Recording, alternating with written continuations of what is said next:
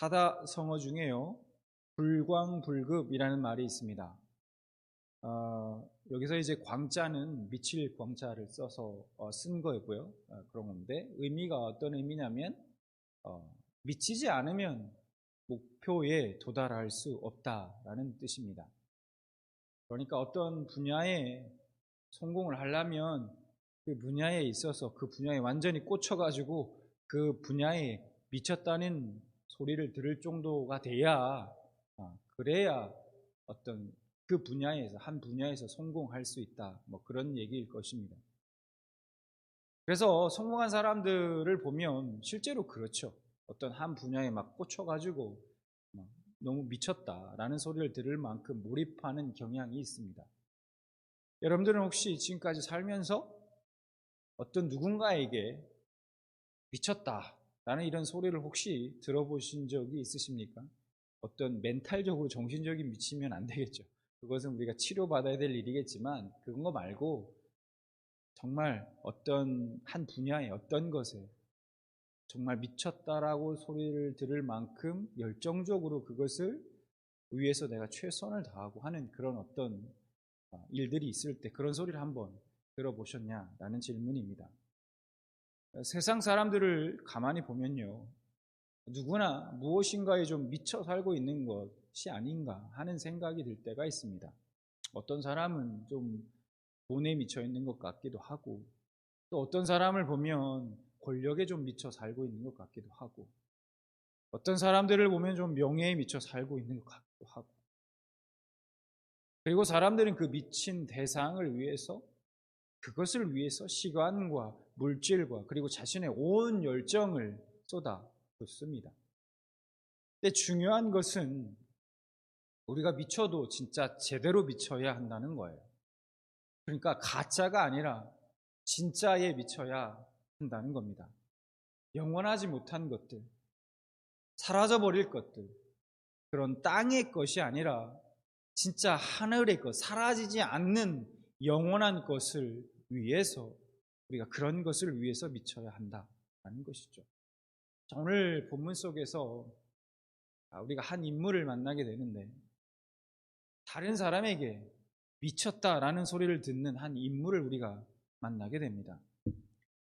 오늘 본문이기도 한 사도행전 26장을 우리가 보면, 이제 로마에서 예수 그리스도를 전하기 위해서 스스로 자원하여 죄인이 된 그 바울이 이제 아그리빠 왕과 베스도 총독과 또 여러 고관들 앞에서 자신을 변호하는 내용입니다.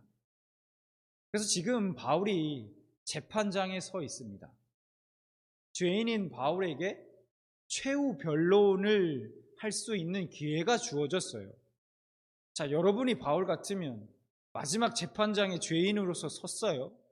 최후 변론이 기회가 주어졌습니다. 여러분은 여러분 자신을 어떻게 변호하겠습니까?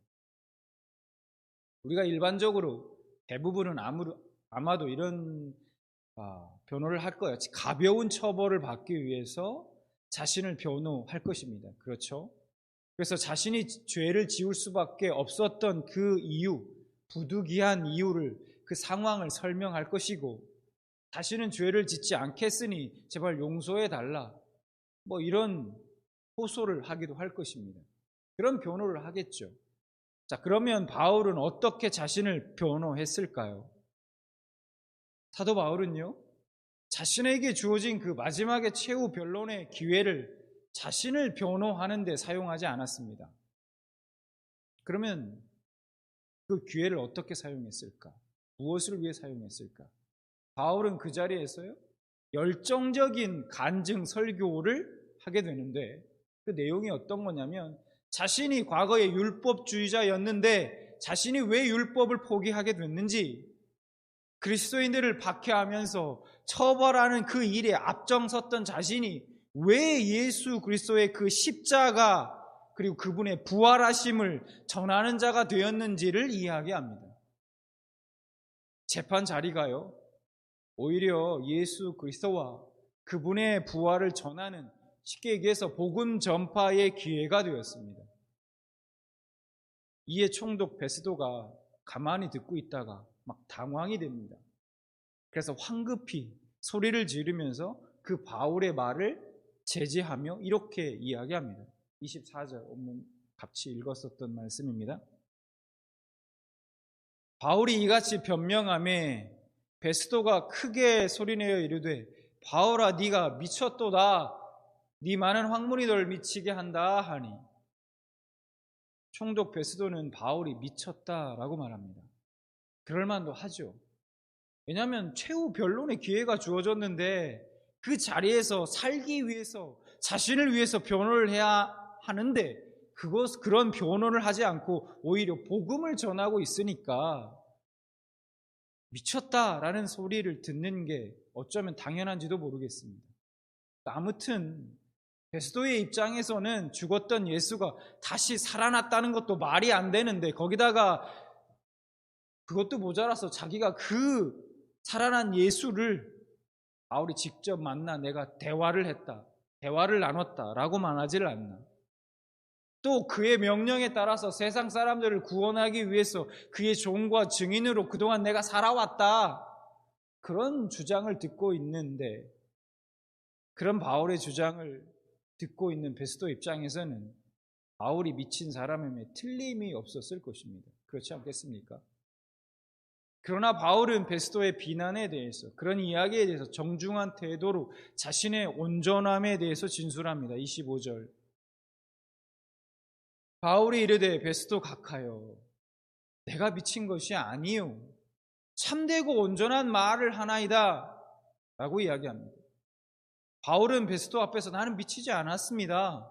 내가 미친 것이 아니라 지극히 정상입니다. 내가 말한 것은 다 진리이고 참입니다 라고 이야기합니다. 그리고 이번에는 아주 직접 그 옆에 있던 아그리빠 왕을 타겟으로 전도하기 시작합니다. 26장 26절 왕께서는 이 일을 아시기로 내가 왕께 담대히 말하노니 이 일에 하나라도 아시지 못함이 없는 줄 믿나이다. 이 일은 한쪽 구성에서 행한 것이 아니니다. 이렇게 이야기합니다. 이게 무슨 말이냐면 지금 바울이요 베스도 총독에게 이렇게 말하고 있는 겁니다. 그 옆에 있는 아그리빠 왕을 향해서 이렇게 얘기해요. 아그리빠 왕께서도 이 일에 대해서 알고 계시기에 내가 그에게 거리낌 없이 말씀드린 것입니다. 나는 그가 이 일 가운데 무엇 하나 모르는 게 없다는 것을 확신하고 있습니다. 왜냐하면 이 일은 어느 구석에서 은밀하게 일어난 일이 아니기 때문입니다 라고 이야기하고 있어요.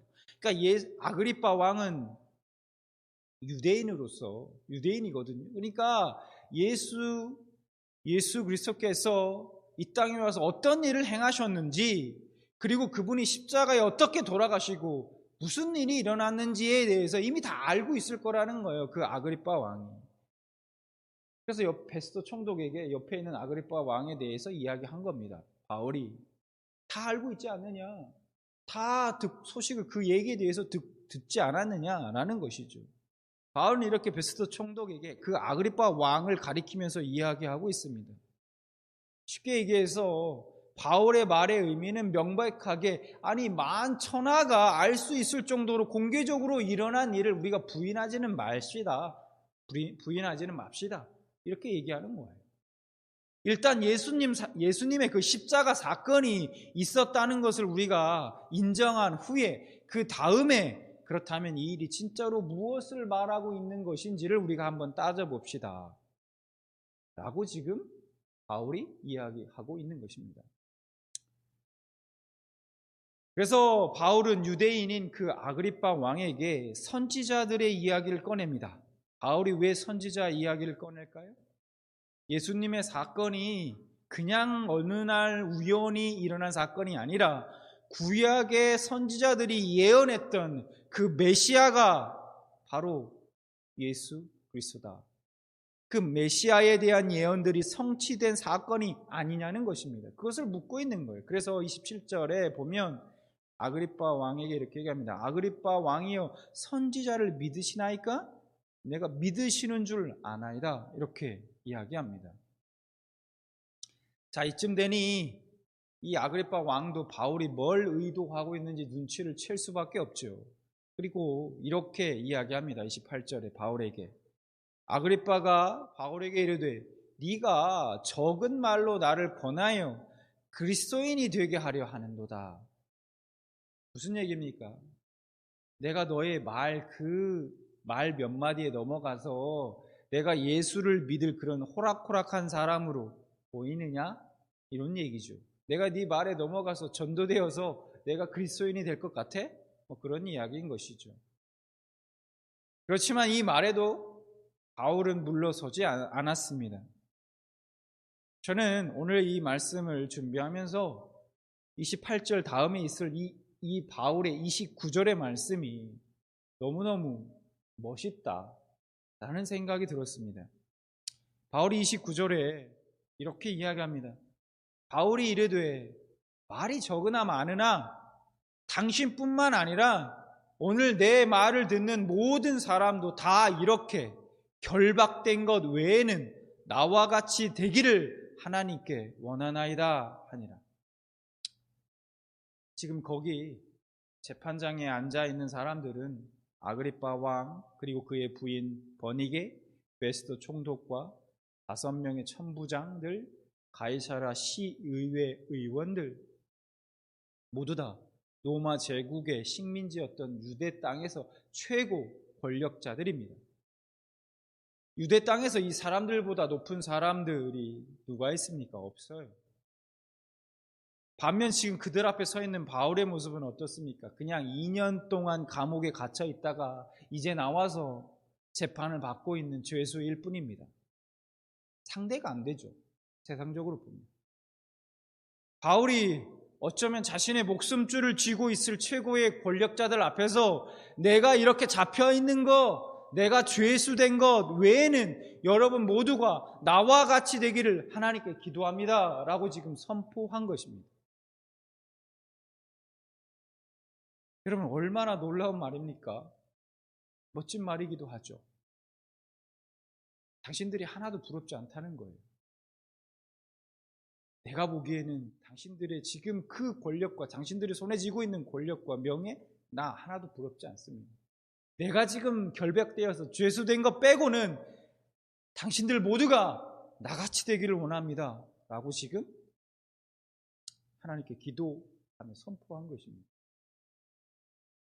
가이사라의 그 법정에 서 있는 바울은 이 세상 그 누구도 부럽지 않습니다. 누구보다도 행복했습니다.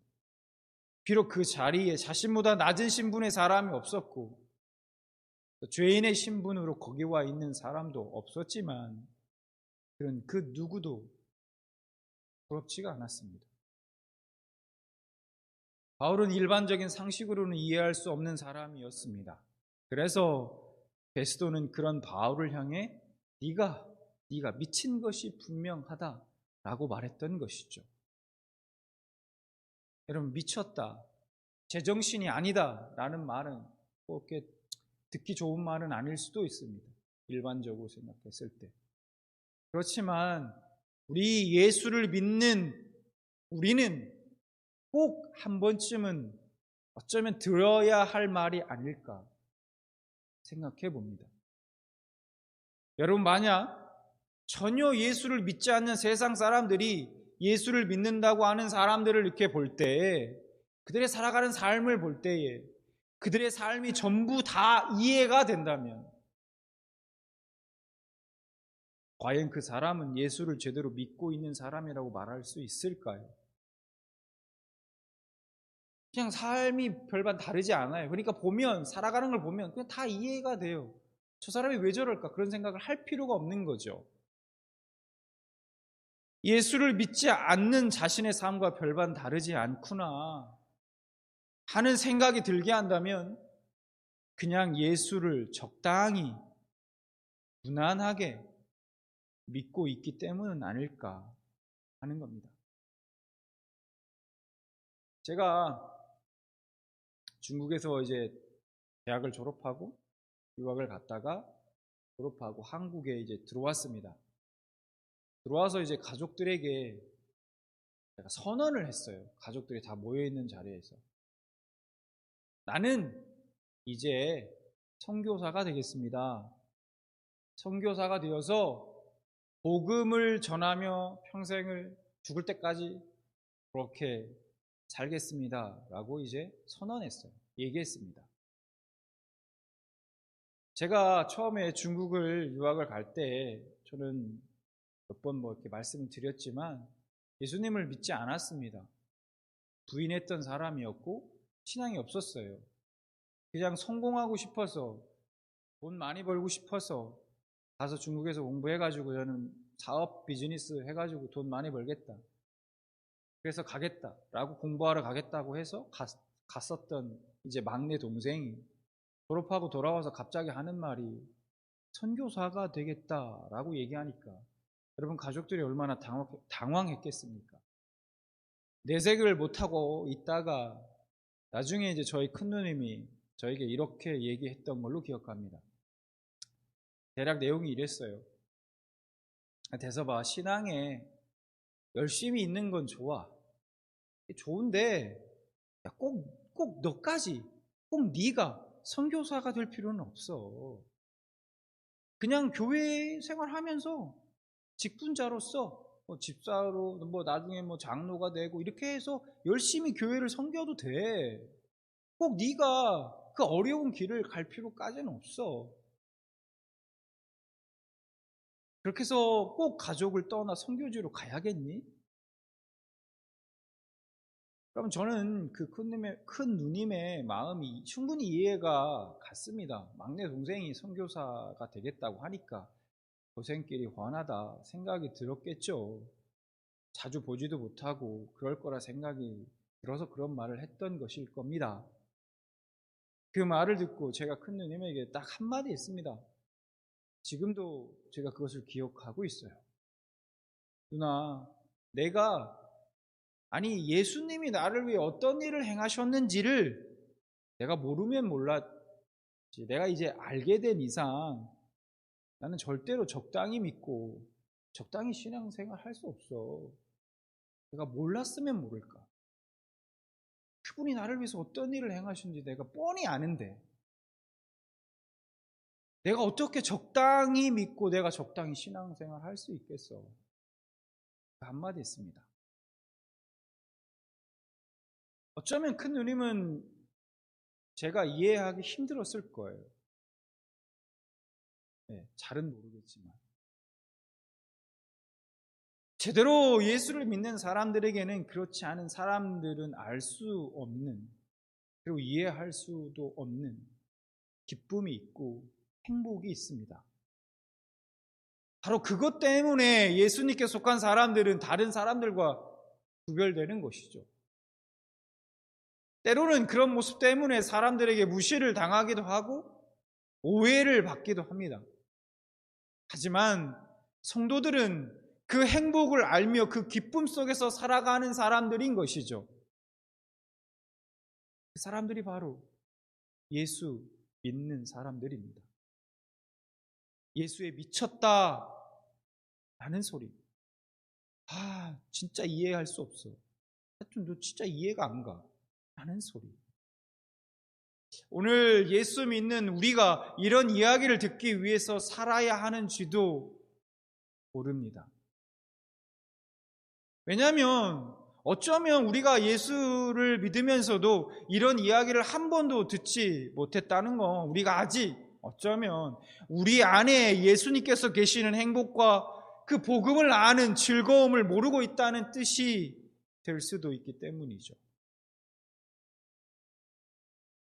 여러분, 만약에 바울이 누구나 다 이해할 수 있는 그런 모습으로 예수를 믿었다면 바울이 모든 사람들을 향해서 당신들도 나처럼 되기를 바랍니다 라고 당당하게 말할 수 있었을까요?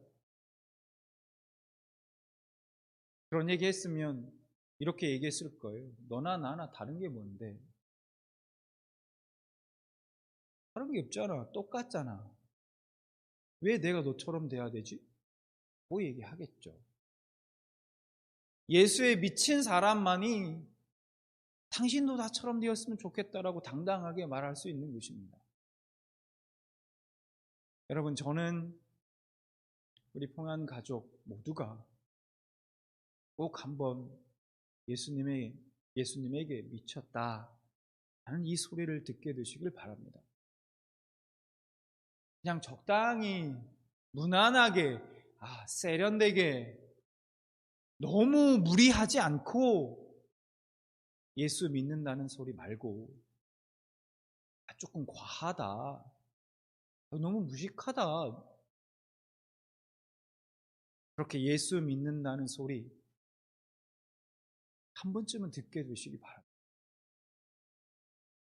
그렇게 우리 모두가 예수님께 미쳐 어떤 누구에게든지 당신도 나처럼 되기를 바란다 라고 당당하게 말할 수 있기를 주님의 이름으로 축원합니다.